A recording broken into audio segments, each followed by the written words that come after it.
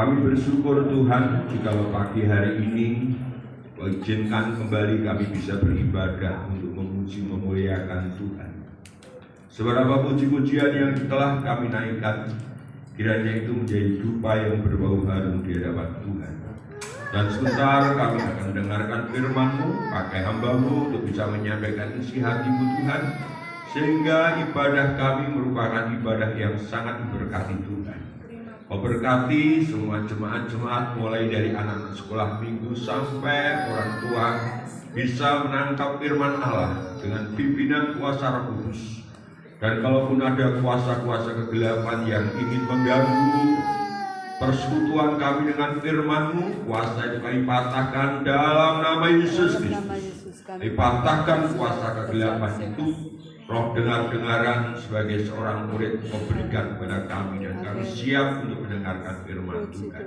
Terima kasih Bapa, segala puji syukur kami naikkan kepada Tuhan, Allah ditinggikan dan Allah dipermuliakan. Tuhan Yesus memberkati-Mu dengan firman Tuhan, Tuhan Yesus memberkati-Mu dengan firman Tuhan, Tuhan Yesus memberkati-Mu, Tuhan Yesus memberkati-Mu, Tuhan Yesus memberkati-Mu, Tuhan Yesus memberkati-Mu, Tuhan Yesus memberkati-Mu, Tuhan Yesus memberkati-Mu, Tuhan Yesus memberkati-Mu. Kasih kemurahan-Mu Tuhan senantiasa melimpah untuk kami semuanya. Di dalam nama Tuhan Yesus Kristus kami alaskan doa ini, dan kami yang siap mendengarkan firman Allah berkata bersama-sama, amin.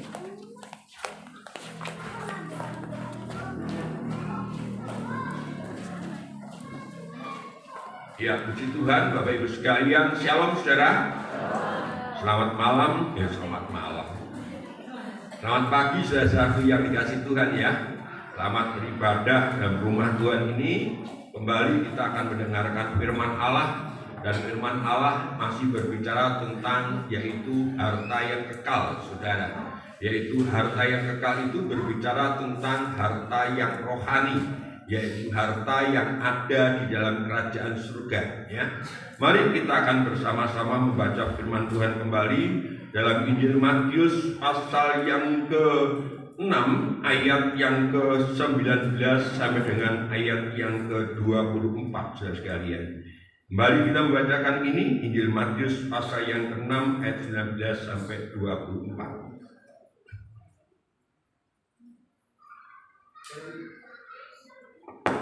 Dari Injil Matius pasal 6 ayat 19 sampai yang ke-24. Hal mengumpulkan harta. Janganlah kamu mengumpulkan harta di bumi. Di bumi ngengah dan karat merusakkannya dan pencuri membongkar serta mencurinya. Tetapi kumpulkanlah bagimu harta di surga. Di surga ngengah dan karat tidak merusaknya dan pencuri tidak membongkar serta mencurinya. Karena di mana hartamu berada, di situ juga hatimu berada. Mata adalah pelita tubuh. Jika matamu baik, teranglah seluruh tubuhmu. Jika matamu jahat, gelaplah seluruh tubuhmu. Jadi jika terang yang ada padamu gelap, betapa gelapnya kegelapan itu. Tak seorang pun dapat mengabdi kepada dua tuan. Karena jika demikian, ia akan membenci yang seorang dan mengasihi yang lain, atau ia akan setia kepada yang seorang dan tidak mengindahkan yang lain. Kamu tidak dapat mengabdi kepada Allah dan kepada Mammon. Amin.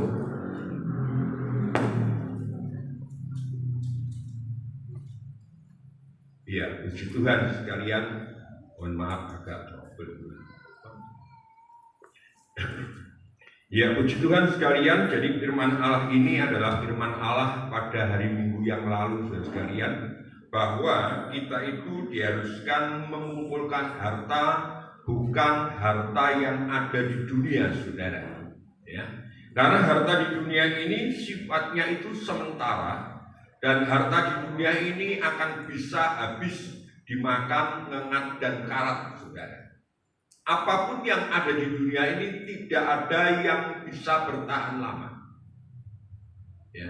Tapi jika saudara dan saya ini adalah mengumpulkan harta yang ada di dalam kerajaan surga, saudara sekalian, ya, harta yang ada di dalam kerajaan surga,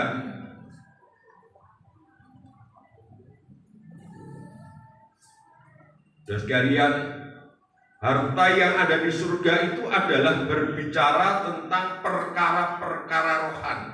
Ya, kemarin hari Minggu sudah kita dengarkan.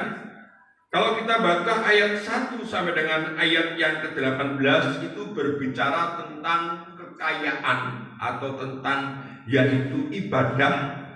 Maka harta yang kekal itu adalah ibadah, saudara.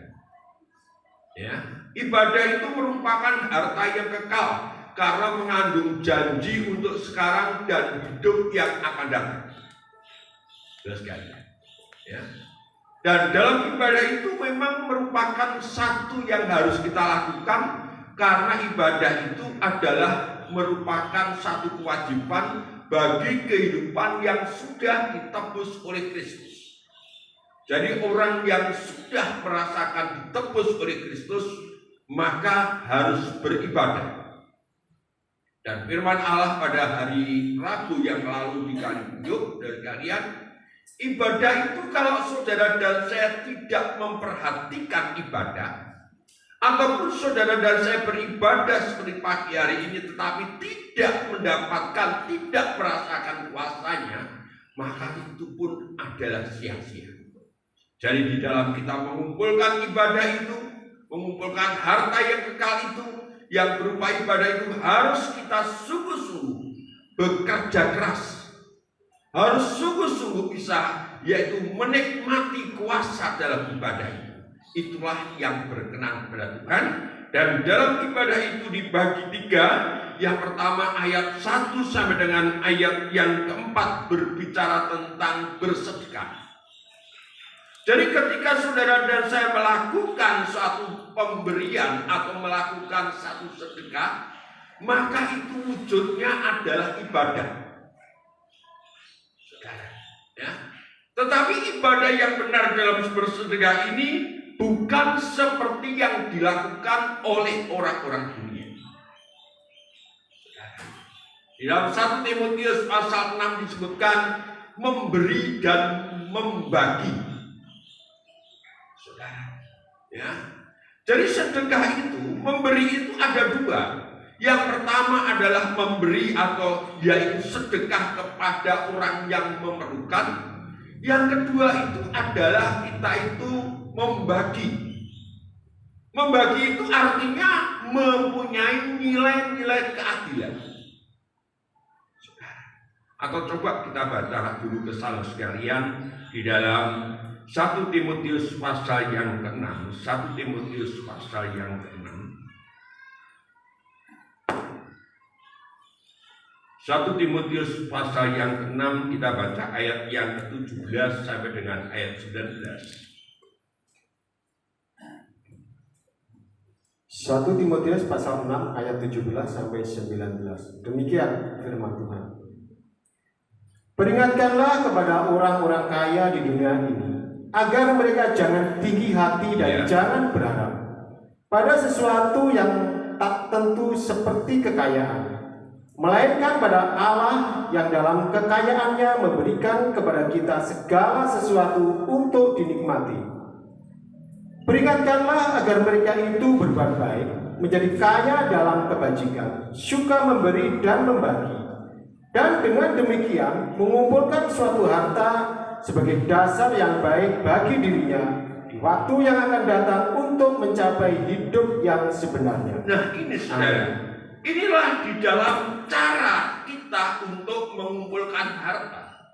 Yang pertama adalah kita itu harus berbuat kebaikan dalam wujud yaitu memberi dan berbagi. Saudara, ya, kita sudah tahu memberi itu adalah kepada sesama. Dan berbagi itu artinya juga yaitu apa yang menjadi miliknya Tuhan harus kita kembalikan kepada Tuhan. Itu namanya kita sedang berbagi.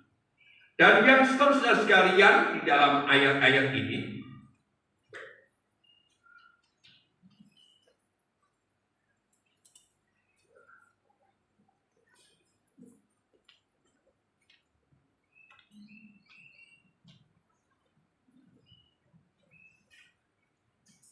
saudara sekalian, dalam ayat-ayat ini dikatakan ayat 1 sampai dengan ayat yang keempat itu berbicara soal berbagi. Lalu saudara sekalian, ayat yang seterusnya yaitu ayat yang kelima sampai dengan ayat yang ke-15 itu berbicara soal berdoa. Ya. Soal berdoa, saudara sekalian.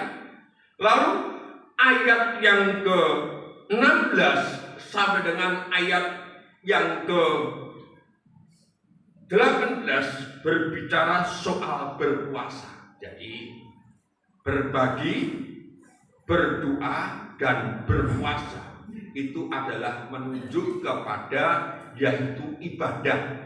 Itu menunjuk satu harta yang kekal yang bisa saudara dan saya ini simpan di dalam kerajaan surga, dan itu merupakan harta yang tidak fana. Itu harta yang kekal yang tidak akan dimakan gegat dan kala. Sekarang kita masuk kepada yang kedua sekalian, yaitu soal berdoa. Ya, tentunya semuanya pernah berdoa dan rajin berdoa, saudara sekalian. Ya, kita baca di dalam Injil Matius pasal 6 ayat 5 sampai dengan ayat yang ke-15 ini. Berdoa ini sekalian. Injil Matius pasal 6 ayat 5 sampai yang ke-15. Hal berdoa. Dan apabila kamu berdoa, janganlah berdoa seperti orang munafik. Mereka suka mengucapkan doanya dengan berdiri dalam rumah-rumah ibadah dan pada tikungan-tikungan jalan raya, supaya mereka dilihat orang. Aku berkata kepadamu, sesungguhnya mereka sudah mendapat upahnya. Tetapi jika engkau berdoa, masuklah ke dalam kamarmu, tutuplah pintu dan berdoalah kepada Bapamu yang ada di tempat tersembunyi. Maka Bapamu yang melihat yang tersembunyi akan membalasnya kepadamu. Lagi pula dalam doamu itu janganlah kamu berdele-dele seperti kebiasaan orang yang tidak mengenal Allah. Mereka menyangka bahwa karena banyaknya kata-kata doanya akan dikabulkan. Jadi janganlah kamu seperti mereka, karena Bapamu mengetahui apa yang kamu perlukan sebelum kamu minta kepadanya. Karena itu berdoalah demikian. Bapa kami yang di surga, dikuduskanlah namamu, datanglah kerajaanmu, jadilah kehendakmu di bumi seperti di surga. Berikanlah kami pada hari ini makanan kami yang secukupnya, dan ampunilah kami akan kesalahan kami, seperti kami juga mengampuni orang yang bersalah kepada kami. Dan janganlah membawa kami ke dalam pencobaan, tetapi lepaskanlah kami daripada yang jahat. Karena Engkaulah yang mempunyai kerajaan dan kuasa dan kemuliaan sampai selama-lamanya. Amin. Karena jikalau kamu mengampuni kesalahan orang, Bapamu yang di surga akan mengampuni kamu juga. Tetapi jikalau kamu tidak mengampuni orang, Bapamu juga tidak akan mengampuni kesalahanmu. Ya. Amin. Terima kasih. Ya, saudara sekalian, jadi dari ayat 5 sampai dengan ayat yang ke-15 itu merupakan pertama cara berdoa. Saudara, ya. Cara berdoa umat Kristen atau cara berdoa kita itu bukan seperti orang-orang munafik. Saudara. Dan ayat yang ke-9 sampai dengan ayat yang ke-13 itu berbicara kata-kata atau isi doa. Saudara, ya. Di dalam ayat 1 sampai dengan ayat yang ke-18 itu penekanannya satu, jangan seperti orang munafik, baik dalam memberi, dalam berdoa, dalam berpuasa, kita tidak diperbolehkan seperti orang munafik. Yang kedua, itu berbicara tentang hubungan kita dengan Bapa kita di surga. Maka dikatakan ayat demi ayat tadi itu selalu dikatakan Bapamu yang di surga, Bapamu yang di surga. Sekarang pada pagi hari ini saya ingin memberikan satu teladan atau satu cara atau kita bersama-sama mendengarkan firman Allah bagaimana sikap kita itu ketika kita berdoa. Di dalam ayat ini disebutkan demikian, saudara sekalian. Apabila kamu berdoa, jangan seperti orang munafik.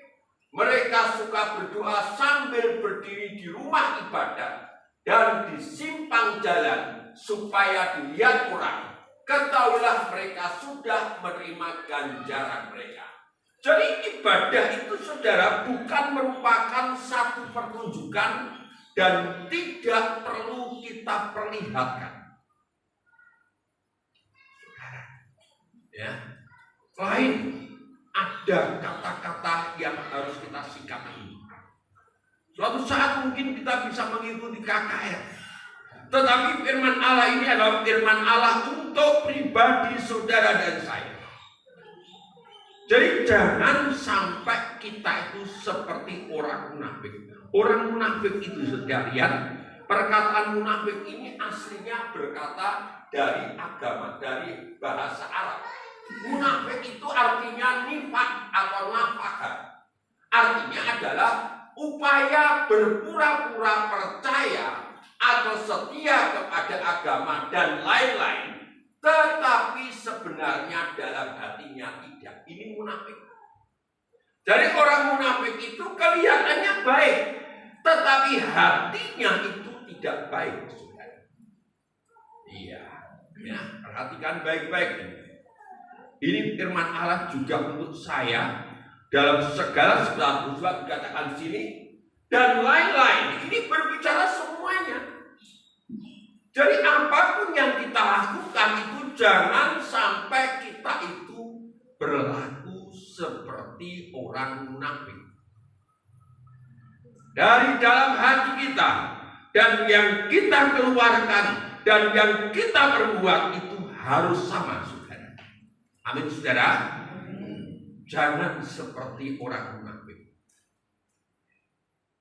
Dalam hal bersedekah, dalam hal yaitu berdoa, dalam hal berpuasa atau saya sebutkan dalam hal ibadah, maka saudara dan saya harus benar-benar seperti anak-anak Tuhan. Yang kedua dikatakan di sini adalah soal Bapa. Ya, Bapa kita itu adalah Bapa yang sangat baik sekali, saudara. Artinya ibadah itu adalah bisa berhasil kalau saudara dan saya ini mempunyai satu hubungan baik antara anak dengan Bapa. Perhatikan baik-baik di sini, saudara sekalian, ya.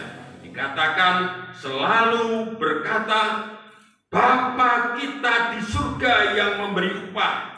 Ya, katakan ayat 4, hendaklah sedekahmu itu diberikan dengan tersembunyi, maka Bapamu yang melihat yang tersembunyi akan membalaskan kepadamu. Dikatakan sekalian, Bapa kamu yang ada di surga. Jadi ibadah itu, saudara, ibadah itu merupakan satu hubungan. Terlebih jika saudara dan saya ini berdoa.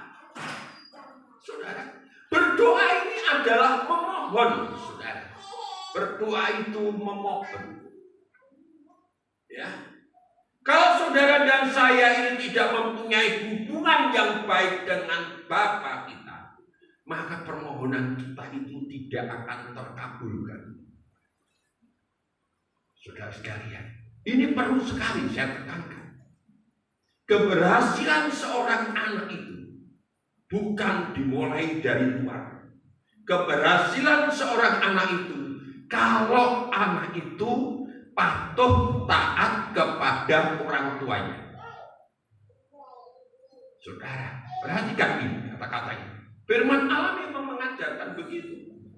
Kalau seorang anak sudah tidak patuh pada orang tuanya, gagal dia. Firman Allah berkata, hormatilah ayahmu dan ibumu. maka kamu akan berbahagia panjang umurmu di bumi. Jadi pertama itu harus begitu. Seperti kita itu ada di bumi, maka kita menghormati orang tua kita. Maka sebagai anak-anak Tuhan, kita juga harus menghormati orang tua kita di surga. Saudara, kita semua adalah anak-anak Allah. Amin, saudara. Katakan, aku adalah anak Allah. 1, 2, 3. Aku adalah anak Allah. Ketika saudara sekalian mengatakan, aku adalah anak Allah, saudara sekalian tentunya mempunyai satu kebanggaan. Saudara, ya, kalau saudara bisa mengatakan begitu, maka pasti ada satu kebanggaan yang akan saudara perbuat. Bagaimana caranya supaya kita itu mempunyai hubungan yang baik dengan Tuhan, dengan Bapa kita di surga. Ini bicara soal hubungan, saudara. Ya, kalau kita itu bisa berhubungan dengan Tuhan, seperti firman Allah katakan di situ, jadi janganlah kamu seperti mereka, karena Bapamu mengetahui apa yang kamu perlukan sebelum kamu meminta kepadanya. Perhatikan, orang tua itu tidak usah dimintai anak, saudara. Ya, atau anak itu tidak usah minta kepada orang tua. Kalau hubungannya akrab, maka dia akan bisa, orang tua akan terus mengetahui apa yang dibutuhkan seorang anak. Saudara, amin, saudara. Saya pun juga belajar begitu. Ya, kalau sudah tanggal 10, maka anak-anak saya itu harus bisa saya selesaikan masalah bayaran sekolah. Saudara, saya sudah tahu itu. Jadi anak itu tidak terbebani untuk ditagih oleh pihak sekolah. Dan terus gimana caranya? Yang tadi, kalau hubungan antara anak dengan orang tua, anak mendoakan orang tua, anak ini, orang tua mengetahui segala kebutuhan anak dan ada kepatuhan. Saya percaya Tuhan itu memberkati kehidupan yang rukun dan damai itu sekali. Tapi kalau dalam keluarga anak itu berantem sama orang tua, ngeyel sama orang tua, itu berkat itu kelihatannya sulit, sekali. Ya, sulit sekali. Maka harus kita sebagai anak itu tahu bagaimana caranya supaya orang tua kita tahu. Saudara, ya, saya percaya orang tua akan berusaha, dan usaha itu akan berhasil kalau anak-anak itu menurut kepada orang tua. Saudara, ya, apalagi kalau setiap hari itu bertemu, hubungannya baik.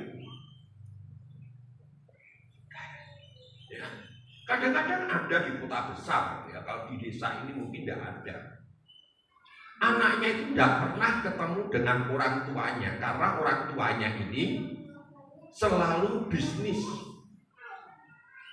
Ayahnya, ibunya itu bisnis. Anaknya itu belum bangun, ibunya sudah pergi.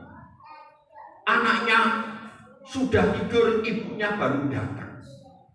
Sehingga ketika anak itu ditanyai, siapa orang tuamu? Maka dia menunjuk kepada pembantunya. Karena memang pembantu itu yang mengasuhnya. Nah, disinilah kita harus mengerti bagaimana caranya kita itu bisa menyenangkan hati Bapa di surga. Saudara, dan kita menjadi anak-anak Allah itu karena kita itu percaya kepada Yesus Kristus. Kalau saudara dan saya sungguh-sungguh percaya kepada Yesus Kristus, Maka saudara sekalian diberi hak untuk menjadi seorang anak, dan saudara dan saya diberi hak untuk mengetahui apa yang ada dalam diri Bapa itu. Mari anak-anak, belajarlah menyenangkan hati orang tua. Nanti itu ada saja berkatnya, saudara. Betul itu, firman Allah mengatakan begitu. Kalau dalam keluarga itu ada satu kerukunan, ya, maka Tuhan itu mencurahkan berkatnya itu luar biasa, saudara. Mari coba kita lihat di dalam Mazmur 133. Mazmur 133.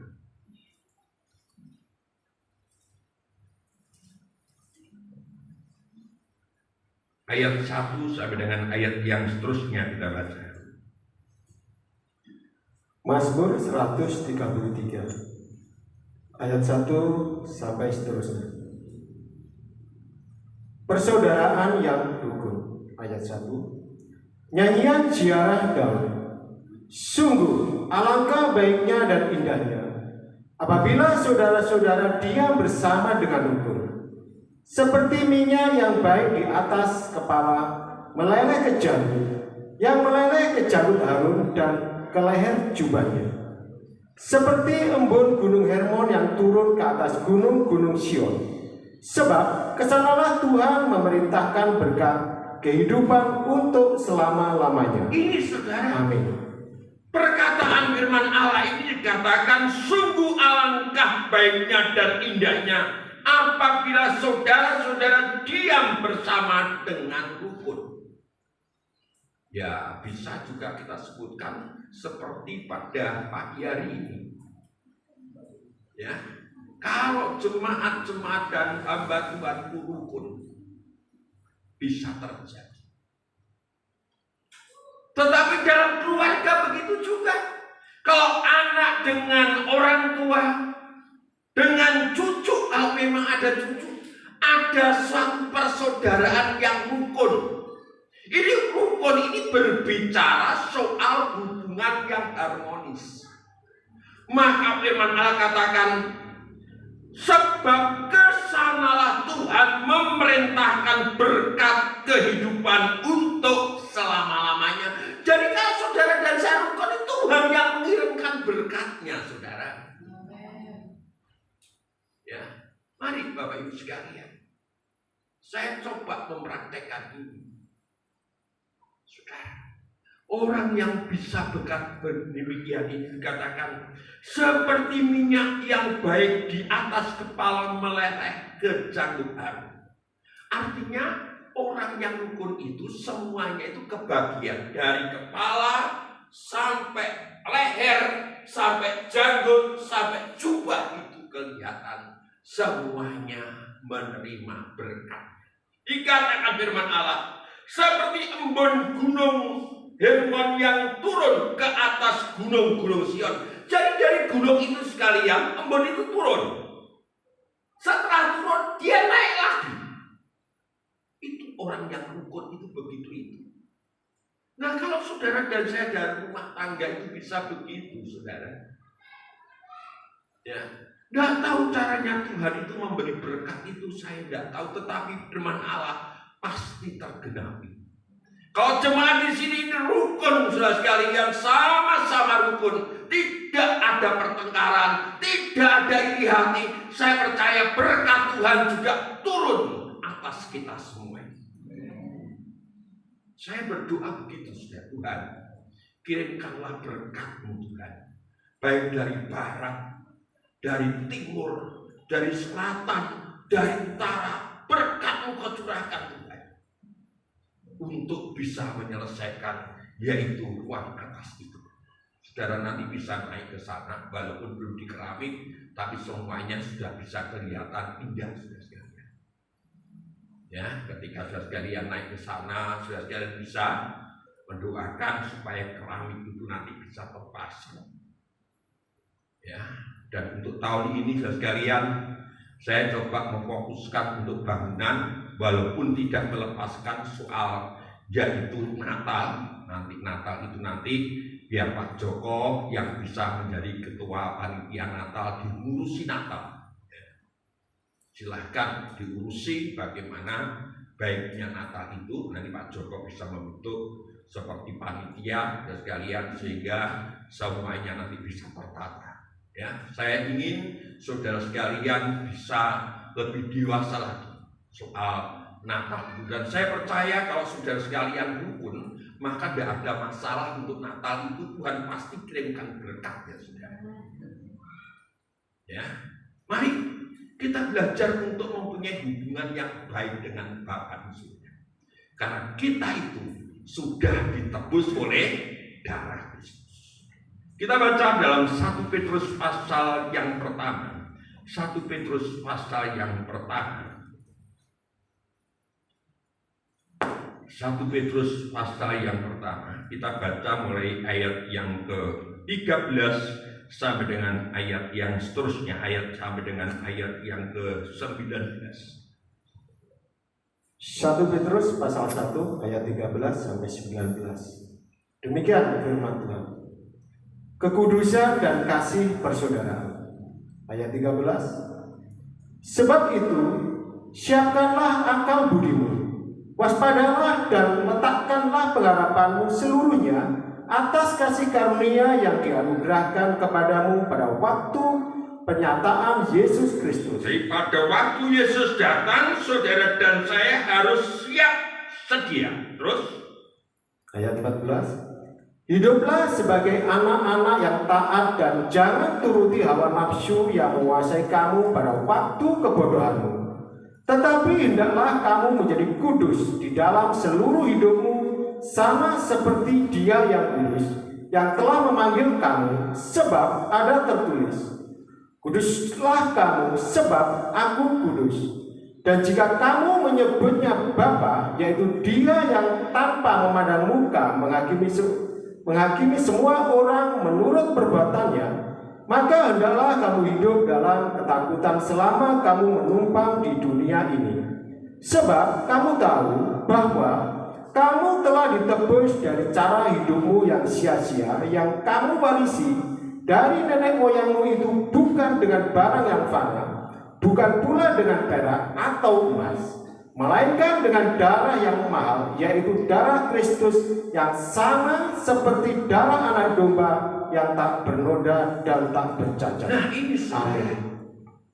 Ini yang harus kita tahu, bahwa saudara dan saya ini menjadi anak-anak Allah, ditebus bukan dengan emas dan perak, tapi saudara dan saya menjadi anak-anak Allah ditebus dengan darah Kristus yang mahal.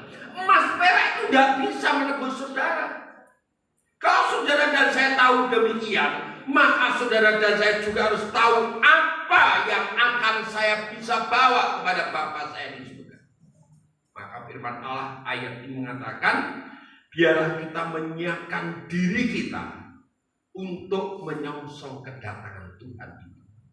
Dengan disebutkan ayat 17, kalau ayat 17 ini berbunyi demikian dalam, yaitu terjemahan firman Allah yang hidup sekalian.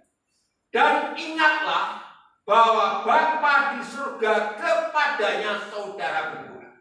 Jadi tadi itu disebutkan Bapa kami yang ada di surga, Bapa yang mengetahui sebelum kamu membutuhkan. Bapa itu akan memberi upah. Ini disebutkan di sini. Dan ingatlah Bapa di surga, kepadanya saudara berdoa. Jadi kita berdoa itu bukan kepada siapa-siapa. Kita berdoa ini hanya kepada Bapa kita di surga. Dikatakan seterusnya, menghakimi dengan tidak pilih kasih. Ia akan menghakimi saudara dengan keadilan yang sempurna atas segala sesuatu yang saudara. Oleh karena itu, mulailah sekarang hendaklah saudara hidup dengan rasa takut serta hormat kepadanya sampai saudara tiba di dalam surga. Jadi yang kita perlukan, sikap kita itu saudara, untuk kita itu sampai di dalam kerajaan surga, Tuhan ingin yang pertama ada rasa takut. Yang kedua adalah ada rasa hormat kepada Bapa kita di surga. Dan itu kan seperti kita itu hidup di dunia ini. Kalau seorang anak itu sudah tidak ada rasa takut kepada orang tuanya, maka itu menjadi anak yang durhaka, saudara.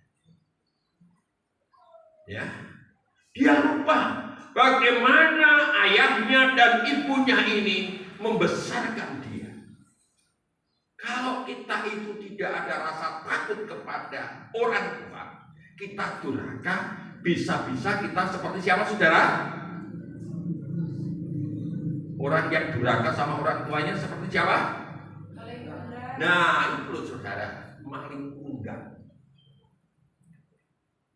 Ya, kadang-kadang kita lupa bagaimana rasanya kita itu harus ada rasa takut kepada orang tua.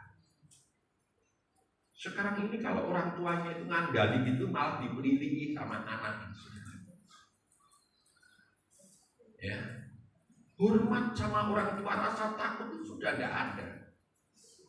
Kalau dulu sekalian sama orang tua itu harus bosok kromo. Sekarang itu bosoknya ngoko kabeh. Kowe ku lho Pak. Bapak itu di kowe. Saudara. Oh, kalau di sini tidak ada, saudara. Amin. Karena di dalam gereja. Ya, nanti kalau sudah keluar adalah rasa takut itu bukan seperti Adam ketika dia melakukan kesalahan lalu dia sembunyi, tidak.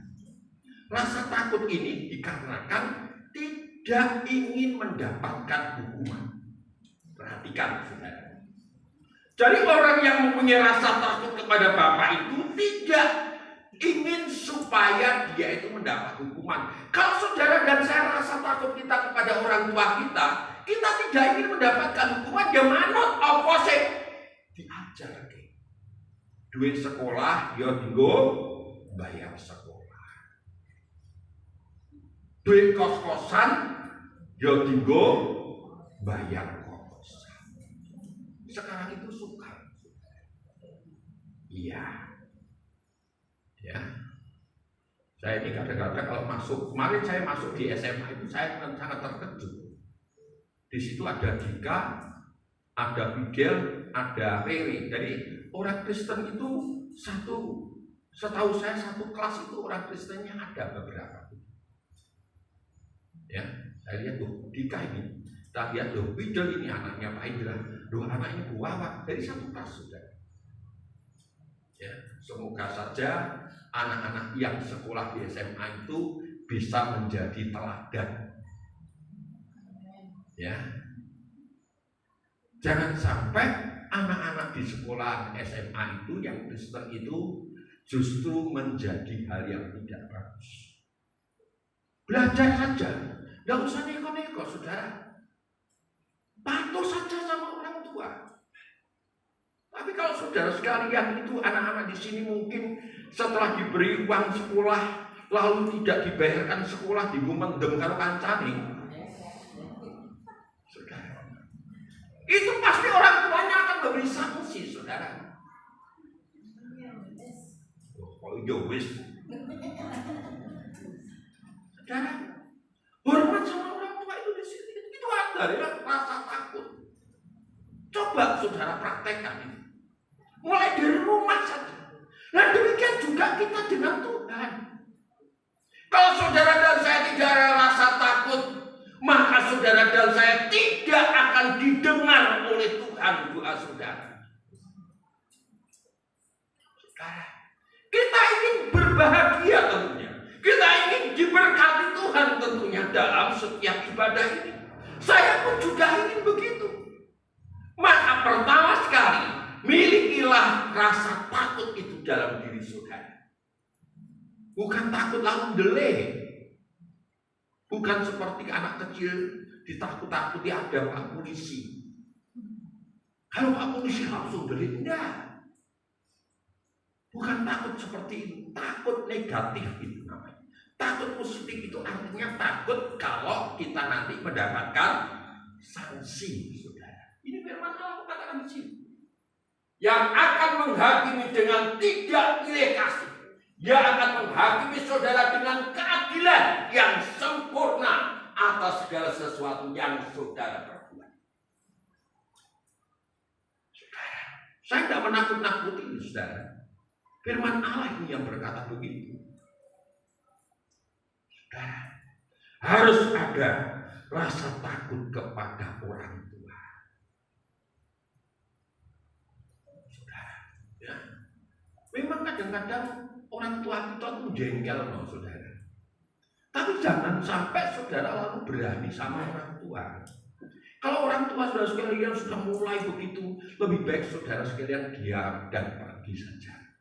Bukan pergi itu ninggali, tidak. Daripada saudara sekalian nanti emosi, lalu saudara sekalian berani sama orang tua, sudah tak lu masih ibu. Nanti datang lagi diselesaikan. Ya, perhatikan baik-baik anak-anak. Ya, semua anak-anak dimulainya harus hormat sama orang tua. Hormat itu dikatakan yang pertama, ada rasa takut. Yang kedua adalah hormat kepadanya. Hormat ini artinya kita sangat menghormati Bapa kita di surga. Jangan sampai saudara dan saya ini hormat kepada yang lainnya. Jangan sampai saudara dan saya menyembah kepada yang lainnya. Saudara, mungkin saudara tidak sadar ketika kita ini dikatakan menyembah yang lainnya, bukan menyembah kepada Tuhan, tetapi menyembah, menyombongkan diri sendiri. Itu namanya sudah tidak hormat kepada Bapa kita di surga. Tidak menghargai orang tua kita, itu sama dengan sombong. Itu sudah tidak ada rasa takut kepada orang tua. Saudara, ya, mari kita belajar akan itu, saudara.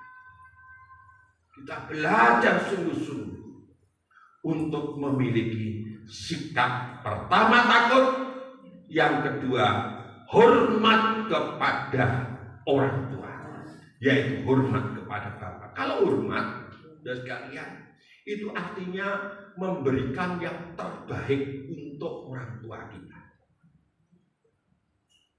Saudara, ya, sebagai anak, marilah kita belajar memberikan yang terbaik untuk orang tua kita. Tidak usah saudara sekalian takut masalah ini. Ya, dulu kalau saya ini sekalian mempunyai salah, saudara sekalian, cara saya adalah bagaimana saya menarik hati orang tua saya. Tidur gitu saya dekati gitu, ibu saya langsung bicara begini. Ini mesti enak maksudnya di dekat-dekat ibu ini. Orang tua itu sudah tahu. Ya bu, aku ini. Oh ya, tidak apa-apa, nek kamu sadar mengakui begitu tidak masalah. Bapak kita itu begitu loh saudara. Maka firman Allah katakan tadi, kalau kamu mengampuni, maka Bapak kita di surga itu mengampuni. Saudara, ini hal yang harus kita perbuat. Ya, dari pertama ada rasa takut, yang kedua hormat sama Bapa kita di surga. Kita akan lihat satu contoh sekalian. Ya.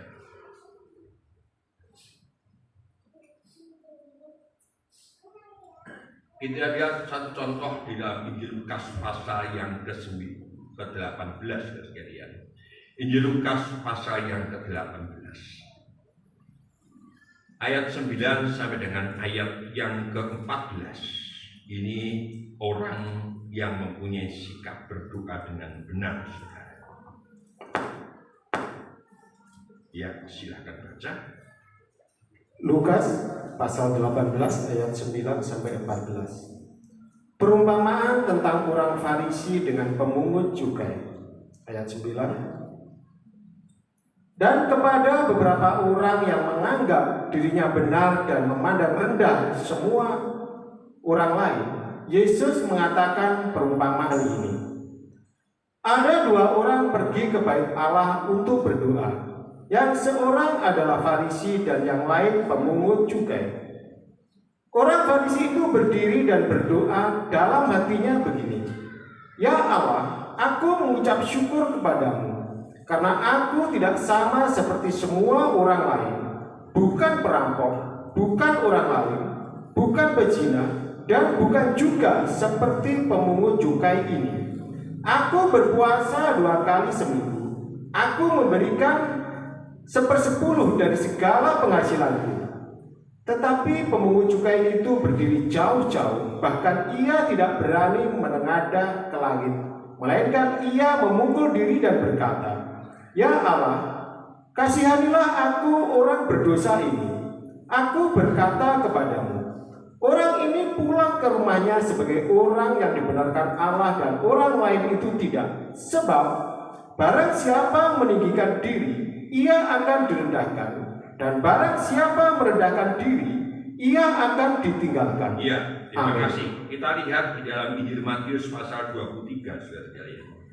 Injil Matius pasal yang 23 ayat 13 sampai dengan ayat yang seterusnya, coba kita baca. Injil Matius pasal 23 ayat 13 sampai selanjutnya. Ya. Demikian firman Tuhan. "Celakalah kamu, hai ahli-ahli Taurat dan orang-orang Farisi, hai kamu orang-orang munafik, karena kamu menutup pintu-pintu kerajaan surga di depan orang. Sebab kamu sendiri tidak masuk dan kamu merintangi mereka yang berusaha untuk masuk. Ya, terus. Celakalah kamu, hai ahli-ahli Taurat dan orang-orang Farisi, hai kamu orang-orang munafik, sebab kamu menelan rumah janda-janda sedang kamu mengelabui mata orang dengan doa yang panjang-panjang. Sebab itu kamu pasti akan menerima hukuman yang lebih berat." Ya, terima kasih. Amin. Jadi sekalian, yang dikatakan orang Farisi dan ahli Taurat itu disebutkan Tuhan adalah orang-orang munafik. Ya, isone mau ngomong tok. Mohon maaf, ini mungkin juga untuk saya, ya, supaya saya pun tidak menjadi orang yang munafik. Kelihatannya baik dalam ibadah, tetapi mereka semuanya disebutkan adalah orang-orang munafik. Maka di dalam firman Allah ini, dalam Injil Lukas pasal 19 ini berbicara bagaimana sikap orang berdoa. Yang satu adalah orang Farisi, yang satu disebutkan adalah pemungut cukai. Jadi ini orang Farisi, sekalian. Yang salah itu orang pemungut cukai, seorang pemungut cukai. Dua-duanya sama dalam ibadah, dalam satu gereja, dalam satu doa, tetapi tidak sama diterimanya oleh Tuhan. Yang diterima adalah pemungut cukai itu. Sebab orang Farisi ini, saudara, ya, itu selalu mengagungkan dirinya sendiri. Ini yang saya katakan tadi, saudara. Dia sama sekali tidak menghormati Bapa di surga. Saudara, ya, dia sama sekali tidak mempunyai hati untuk memperhatikan yang lain. Maka firman Allah katakan situ, dan kepada beberapa orang yang menganggap dirinya benar dan memandang rendah semua orang lain, Yesus mengatakan perumpamaan. Jadi Tuhan itu melihat bagaimana cara kita berdoa, bagaimana sifat kita berdoa. Orang Farisi ini kelihatannya baik. Dikatakan, terus kalian, "Ya Allah, aku mengucap syukur kepadamu karena aku tidak sama seperti orang lain. Bukan perampok, bukan orang lain, bukan pezina, dan bukan juga seperti pemungut cukai ini. Aku berpuasa 2 kali seminggu. Aku memberikan persepuluhan dari segala penghasilanku Perhatikan ini. Di dalam terjemahan lain dikatakan, aku tidak seperti semua orang lain. Aku bukan perampok, aku bukan orang lalim, aku bukan bezinah, dan aku bukan juga seperti pemungut cukai. Sampai akunya itu 7 kali disebutkan. Saudara sekalian, tetapi itu tidak berkenan bagi Tuhan. Mari Bapak Ibu sekalian, kita belajar untuk berdoa supaya kita itu berkenan kepada Tuhan. Pemungut cukai ini memang orang berdosa. Dia sadar bahwa dia itu orang berdosa. Tetapi ketika dia diberikan kesempatan untuk masuk ke rumah Allah, maka dia itu memberikan dirinya sebagai orang yang menyenangkan hati Bapa di surga. Dia menaruh belas kasihan daripada Tuhan untuk dirinya. Firman Allah katakan sekalian, tetapi pemungut cukai itu berdiri jauh-jauh, bahkan ia tidak berani menengadah ke langit. Orang yang sombong itu kan selalu melihat ke atas, tidak pernah melihat bawah, sungkan. Saudara, ya, anak yang sombong itu juga begitu. Saudara, ya. Oh ya sing tiga-tiga ya ibuke cilik ngono lho, nggih, ibuke pendek, anake dhuwur. Kok gak wani iki? Oh, kalau dulu sekalian nek dikandani itu bapak ibu itu nyanyi gitu, waduh. Ya. Sekarang enggak. Dipelihara, boleh gede meliri. Saudara. Ya. Mari kita belajar ada rasa takut kepada Bapa kita di surga. Kita belajar untuk bisa berdoa. Orang pemungut cukai itu tidak berani menengadah ke langit, melainkan dia memukul dirinya. Jadi dia itu menghukum dirinya, dia itu tebah dodol. Saudara, dia itu melihat dirinya memang dia itu orang berdosa. Bahkan Rasul Paulus katakan, di antara semuanya ini akulah yang paling berdosa. Saudara, katakan situ. Kasihanilah aku orang berdosa ini. Perhatikan ini.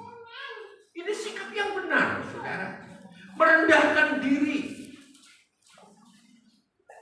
Saudara sekalian, di dalam keterbatasannya ini, sebagai orang yang tidak rohani, karena dia itu pemungut cukai ini adalah musuh masyarakat, karena dia mengumpulkan uang dari masyarakat untuk yaitu kerajaan Romawi. Saudara, tapi begitu dia masuk di dalam rumah Allah, dia sadar bahwa dia itu berdosa, tetapi masih mempunyai pengharapan kepada Tuhan, saudara. Dalam keadaan apapun juga, kalau saudara dan saya selalu berpengharapan kepada Tuhan, maka sikap yang demikian Tuhan membenarkan saudara dan Tuhan menjawab doa saudara. Amen. Jangan putus asa, saudara. Ya, dalam berdoa ini jangan putus asa. Tetaplah bagaimana caranya kita bisa menarik hadirat Tuhan. Saudara, waktu Tuhan adalah waktu yang paling tepat. Saudara sekalian. Dan firman Allah katakan sini, aku berkata kepadamu, orang ini pulang ke rumahnya sebagai orang yang dibenarkan Allah. Jadi kalau saudara dan saya berdoa dengan benar, saudara dibenarkan bukan oleh manusia. Mungkin kita perlu cucuran air mata, orang lain mengatakan, dongo kok sampai nangis, bukan masalah, saudara. Tapi marilah kita beribadah. Kita berdoa itu urusan saya dengan Tuhan pribadi. Dan biarlah saudara dan saya ini pulang setelah berdoa. Tentunya bukan hanya berdoa di gereja ini, saudara. Tapi juga setiap kali saudara beribadah. dengan bisa merendahkan diri, taruh harapan kepada Tuhan, maka saudara sebagai orang-orang yang dibenarkan. Dan indahnya saudara, ayat 15 sampai dengan ayat 17 ini berbicara anak yang diberkati Tuhan. Ya, di dalam susunan tabernakel, Lukas pasal 16 ini berbicara soal pakaian. Artinya kehidupan yang selalu berpakaian, yaitu kerendahan hati. Maka orang yang bisa merendahkan hati, keluarganya itu diberkati Tuhan. Saudara, ya, tadi saya bacakan bersama-sama. Kalau saudara-saudara dalam rumah tangga itu hidup rukun bersama-sama, kesanalah Tuhan memberkati, Tuhan mencurahkan berkat. Bagaimana keadaan saya bisa? Itu sikap yang harus kita ambil, saudara. Ya, mari kita mulai, kita belajar untuk menimbun kekayaan rohani, terutama kita itu berdoa pada pagi hari ini atau pada hari-hari yang selanjutnya. Saudara sekalian, timbun rasa hormat saudara dan saya kepada Tuhan. Maka doa yang disertai dengan kerendahan hati, itu Tuhan pasti menjawab. Belum berdoa, Tuhan itu sudah tahu. Saudara, seperti yang saya katakan tadi, sebelum tanggal 10 saya sudah tahu anak saya memerlukan bayaran. Harus bayar sekolah, harus bayar kos-kosan. Kalau dia datang dengan sepatu yang jebol, saya sudah tahu saya harus belajar untuk bisa mencarikan uang, mendapatkan sepatu untuk dia. Tidak usah minta, saudara. Tidak usah minta. Karena hubungan kita dengan Bapak kita baik. Ini yang harus saya periksa dalam hidup saya. Kalau hubungan kita dengan Bapak saya di surga baik, maka tidak perlu saya meminta.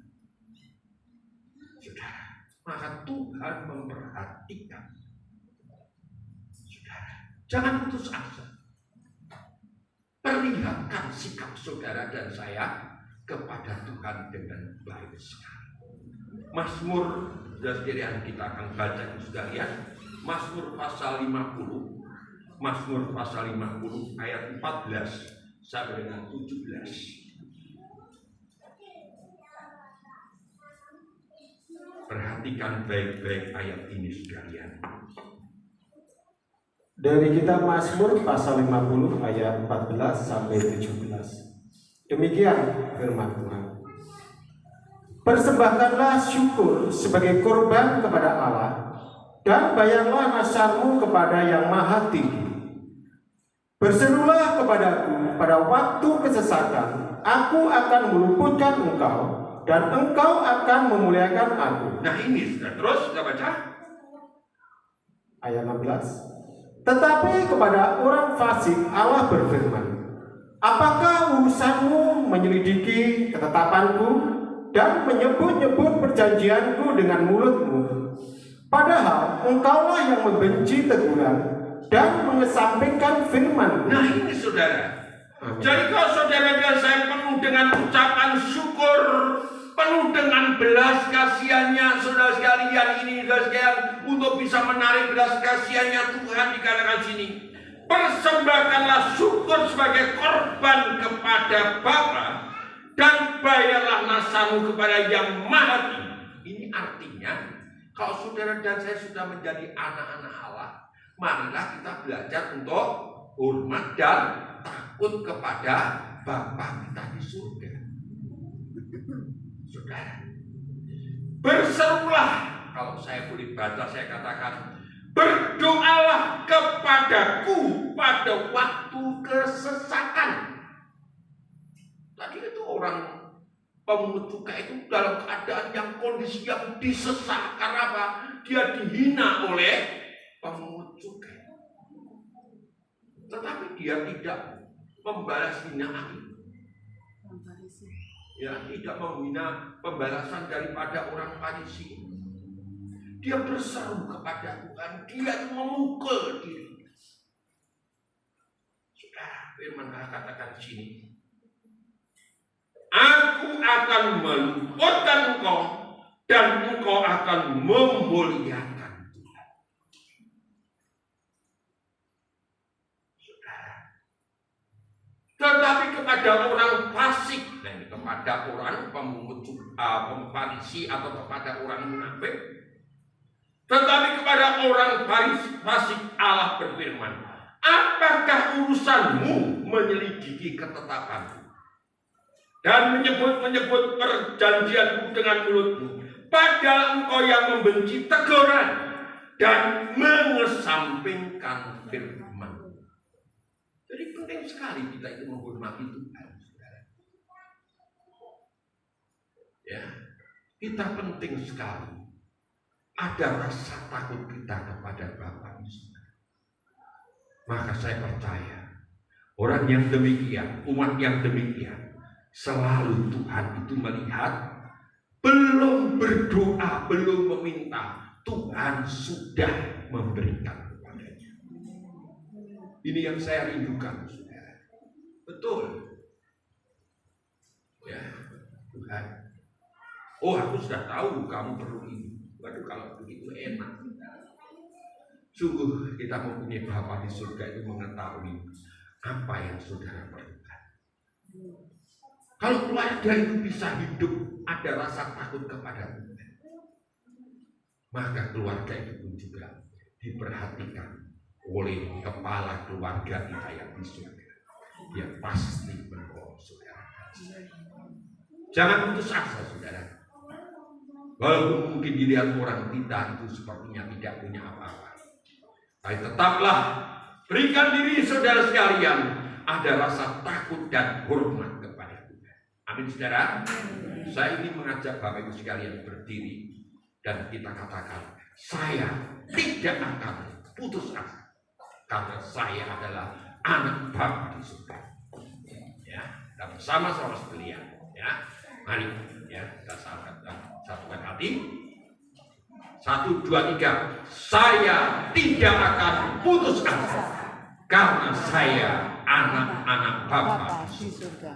Sekali lagi saudara ya, sungguh-sungguh kita iman ini saudara.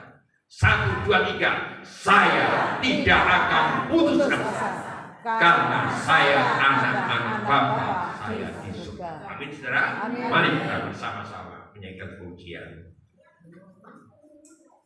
Dia hanya sejauh doa.